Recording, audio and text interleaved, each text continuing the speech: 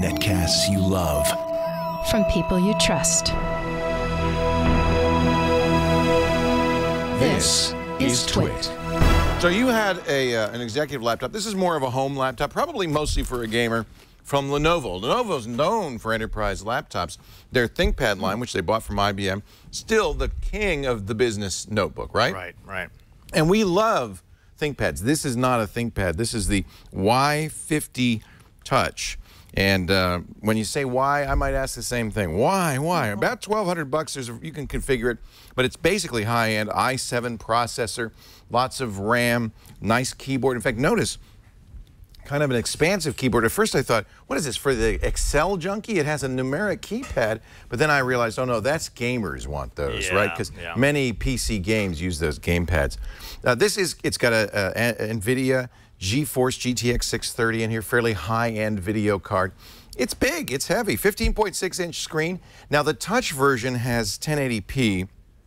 They do make a version of this with a UHD screen. But I have to say, even with 1080p, I found it hard to read this. I had to go into the Windows settings and make the fonts a little bit bigger because some of the touch points are a little hard to see. And just as you would expect with a laptop that's about media, it's got pretty good sounding speakers. Really good. That sounds great. The bass is good. It's ported bass on the bottom. It's Dolby, or doubly, as they say. These are JBL speakers, and I think, I mean, look, it's not gonna, you can't have a party, but if you're sitting and playing a game or watching a movie, it sounds pretty good for a laptop, for laptop speakers. There's got to be a way to stop. That's the modern UI. There we go. There's got to be a way to stop that. It is Windows 8.1, and it has some Lenovo.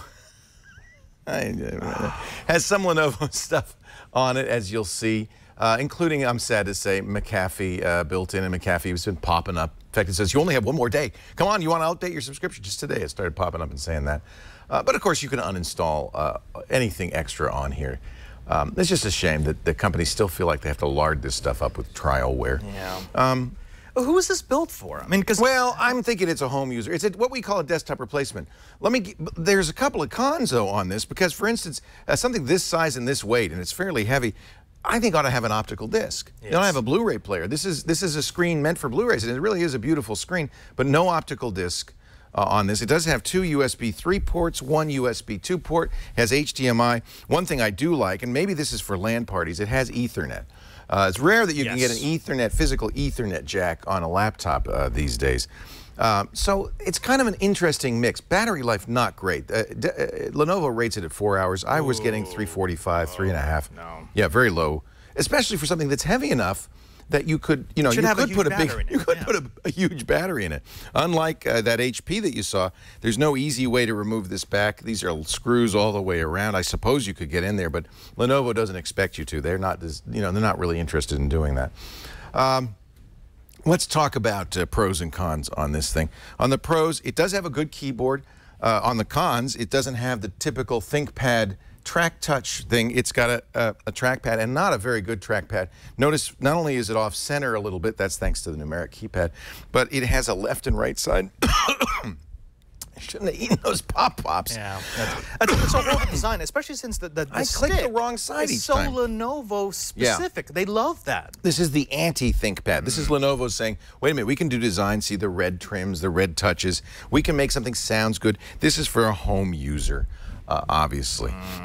It is fast, and it's a beautiful screen. I like the screen. Touch was a little sluggish, and I don't know whether to log in here. I don't know whether to blame Windows 8 on this or whether to blame the touch, but I was frequently doing this more than once, trying to, get the various gestures to work, coming in from the edge and so forth. And it could be that the screen wasn't super responsive, but, I often blame Windows 8.1. I'm just not a big fan of Windows 8.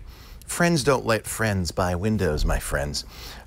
So I have to give that a negative. Price is a little high, too. At $1,200 starting point, you could get there are many good choices, including, I should point out, a MacBook Pro you could get in that price point, and you might be a little bit happier with the operating system on that. Keys do light up. So, pros, good keyboard, good sound, good screen. The physical attributes of this are nice. On the cons, an okay trackpad, but I don't like the way that it's divided up. It's very confusing.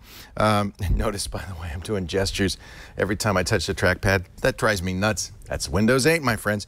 The hardware, though, is very good on this. The downsides, very poor battery life, a little bit pricey, and a lack of optical drive really seems to be a negative to me.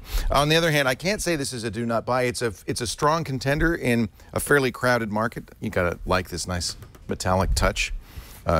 Top and so forth. I'm going to say it's a try. It may not be the perfect computer for you. It certainly isn't the right computer for somebody who wants a business-style ThinkPad. This ain't a ThinkPad.